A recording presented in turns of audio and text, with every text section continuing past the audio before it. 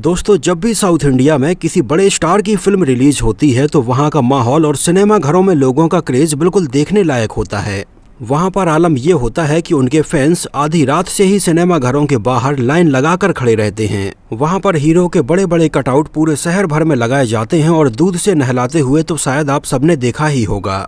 तो ऐसे में एक फिल्म आती है सन 2014 में, जिसमें एक नहीं दो बड़े सुपरस्टार नजर आने वाले थे। फिल्म का नाम है जिल्ला, जिसको ओरिजिनली तमिल भाषा में बनाया गया था और इसको हिंदी में पुलिस वाला गुंडा 2 के नाम से डब किया गया था। तो इसमें जहां एक तरफ हमें मलयालम सिनेमा के दिग्गज एक्टर मोहनलाल सर नजर आए थे, तो वहीं दूसरी तरफ तमिल सिनेमा के दिग्गज एक्टर थालापाथी विजय नजर आए थे।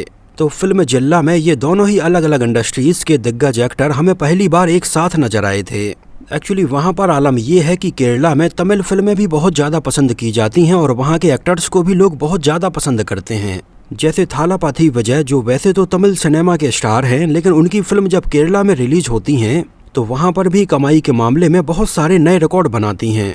और बिल्कुल वैसा ही जैसे ही मोहनलाल और मम्मूट्टी सर की कोई फिल्म मलयालम में रिलीज होती है तो उसको तमिल में भी लोग बहुत ज़्यादा पसंद करते हैं।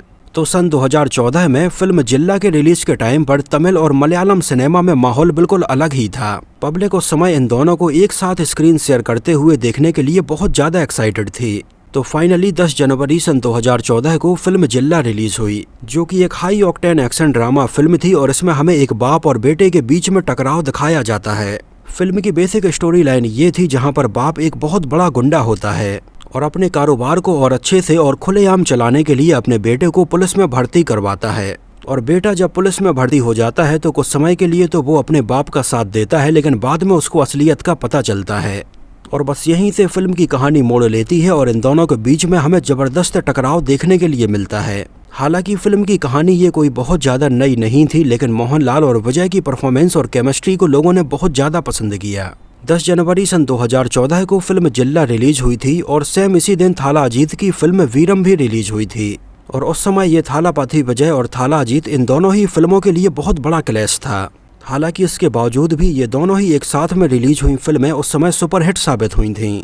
जहां थाला अजीत की फिल्म वीरम वही फिल्म थी जिसको आगे चलकर सलमान खान ने किसी का भाई किसी की जान से हिंदी में रीमेक बनाया था। फिल्म जिल्ला को डायरेक्ट किया था आर.डी. नीसन ने, जिन्होंने इसके पहले सन 2007 में मुर्गा फिल्म बनाई थी। और इसके 7 साल बाद उन्होंने सन 2014 में फिल्म जिल्ला बनाई है और इसके बाद से लेकर अभी तक उन्होंने कोई भी फिल्म नहीं बनाई है। फिल्म की कहानी भी आर.टी. नीसन ने लिखी थी, आर.बी. चौधरी ने इसको प्रोड्यूस किया था और म्यूजिक दिया था डी. ईमान ने। बात करें इसके बजट और बॉक्स ऑफिस कलेक्शन की तो फिल्म का बजट रखा गया था लगभग 50 करोड़ रुपए और इसने उस समय लगभग 85 करोड़ का बॉक्स ऑफिस पर कलेक्शन किया था और ये उस समय आई एक सुपरहिट फिल्म साबित हुई थी। फिल्म जिल्ला उस समय बहुत सारे सिनेमा घरों में लगभग 100 दिनों से भी ज़्यादा चलती रही थी।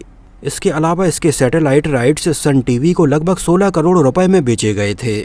2014 की अगर टॉप 5 तमिल फिल्मों की बात करें तो इस साल पहले नंबर पर फिल्म रही थी थालापाथी विजय की कत्थी, दूसरे नंबर पर थी लिंगा, तीसरे नंबर पर थी वीरम, चौथे नंबर पर थी जिल्ला और 5वें नंबर पर थी वेलैया पेट्टाधारी। फिल्म जिल्ला को IMDb पर लगभग 13,000 से भी ज़्यादा लोगों ने 6.2 आउट ऑफ 10 रेटिंग दी हुई है। फिल्म के डायरेक्टर आर.टी. नीसन इसकी कहानी के ऊपर काफ़ी पहले से ही काम कर रहे थे और ये बात है लगभग सन 2011 के आसपास की, जिस समय थालापाथी विजय अपनी फिल्म वेल युद्धम में काम कर रहे थे।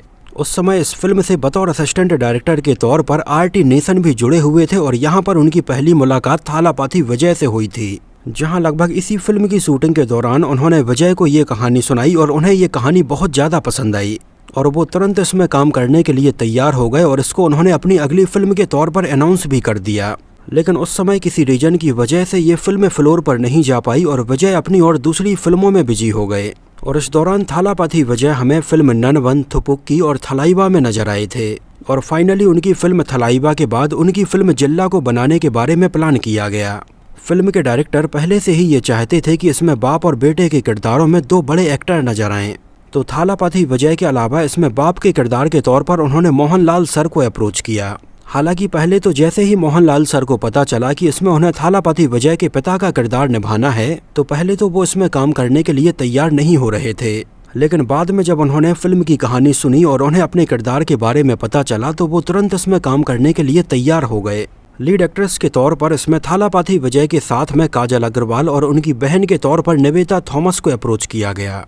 फिल्म की जो बेसिक कहानी है उसको तमिलनाडु के मदुरई में बेस किया गया है और फिल्म की बहुत सारी शूटिंग मदुरई सिटी के आसपास की बहुत सारी लोकेशंस पर ही की गई है। इसके अलावा चेन्नई के स्टूडियो में फिल्म के बहुत सारे सीन फिल्माए गए हैं और इसके गानों के कुछ सीक्वेंस जापान में फिल्माए गए हैं।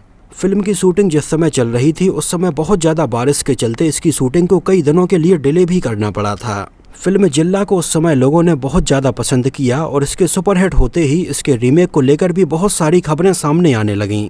जहां सन 2014 में मेगा स्टार चिरंजीवी तेलुगु में इसका रीमेक बनाने के बारे में प्लान करने लगे। वो चाहते थे कि डायरेक्टर वी विनायक इसका तेलुगु में रीमेक बनाएं और इसमें बाप और बेटे के किरदारों में चिरंजीवी और उनके रियल लाइफ बेटे रामचरण को ही साइन करें। लेकिन उस समय सन 2014 के इलेक्शंस भी आने वाले थे और चिरंजीवी इसमें हमें एक डॉन का किरदार निभाते हुए नजर आने वाले थे। तो उस समय चिरंजीवी को लगा कि कहीं इससे उनकी इमेज और ख़राब ना हो जाए, इस वजह से उन्होंने इस फिल्म के ऊपर काम करना छोड़ दिया था। हालांकि उस समय रामचरण भी इसके रीमेक में काम करने के लिए तैयार नहीं थे क्योंकि अपने पिता के साथ उन्हें स्क्रीन शेयर करनी थी, जहां पर बहुत सारे सीन ऐसे थे जहां पर इन दोनों को टकराते हुए भी दिखाया जाना था। तो रामचरण की भी इच्छा इसके रीमेक में काम करने की बिल्कुल भी नहीं थी। इसके अलावा एक समय ओरिजिनल फिल्म जिल्ला के ही डायरेक्टर R.T. नीसन ने भी इसके तेलुगु रीमेक के बारे में प्लान किया था, जिसमें वो ये प्लान कर रहे थे कि इसमें बाप और बेटे के तौर पर नंदामूरी बालाकृष्णा और जूनियर NTR को साइन किया जाएगा। लेकिन जूनियर NTR और बालाकृष्णा के बीच में भी रिलेशन उतने कुछ खास नहीं थे और ये प्लान भी ड्रॉप हो गया। बाद में आगे चलकर इसको एक समय वेंकटेश और रवि तेजा के साथ में भी बनाने का प्लान किया गया। हालांकि उस समय रवि तेजा और वेंकटेश के साथ में इसके तेलुगु रीमेक के ऊपर काफ़ी काम किया गया, लेकिन काफ़ी समय के बाद भी ये फिल्म स्टार्ट नहीं हो पाई और ये आइडिया ड्रॉप हो गया। हालांकि बाद में फाइनली ओरिजिनल फिल्म जिल्ला के ही प्रोड्यूसर ने इसको तेलुगु में डब करके रिलीज़ करने का डिसाइड किया, जहां इसमें उन्होंने तेलुगु ऑडियंस के लिए स्पेशली ब्रह्मानंदम के कैरेक्टर को इंट्रोड्यूस करवाया और लगभग 10 मिनट के ब्रह्मानंदम के कॉमेडी सीन भी इसमें अलग से ऐड किए गए, जो कॉमेडी ट्रैक हमें इसकी ओरिजिनल तमिल फिल्म में देखने के लिए नहीं मिलता है।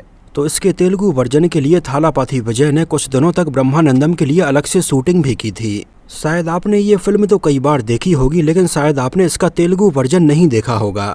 हालांकि यूट्यूब पर ये दोनों ही वर्जन अवेलेबल हैं, जहां पर इसके ओरिजिनल तमिल वर्जन में हमें ब्रह्मानंदम नज़र नहीं आते हैं, लेकिन वहीं इसका अगर आप तेलुगु वर्जन देखेंगे तो उसमें ब्रह्मानंदम हमें नज़र आते हैं। फिल्म के इन दोनों ही वर्जन्स की लिंक मैं यहाँ पर नीचे डिस्क्रिप्शन बॉक्स में दे दूंगा, तो वहाँ पर जाकर आप इन दोनों को ही देख सकते हैं।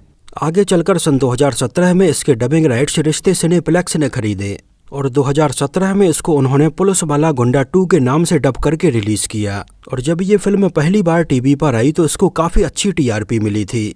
और ऑफिशियली अगर आज के टाइम पर आप ये फिल्म देखना चाहते हैं तो गोल्ड माइंस के यूट्यूब चैनल पर ये अपलोड है, जहां इसके हिंदी डब्ड वर्जन को यूट्यूब पर लगभग 26 करोड़ से ज़्यादा लोगों ने देखा है।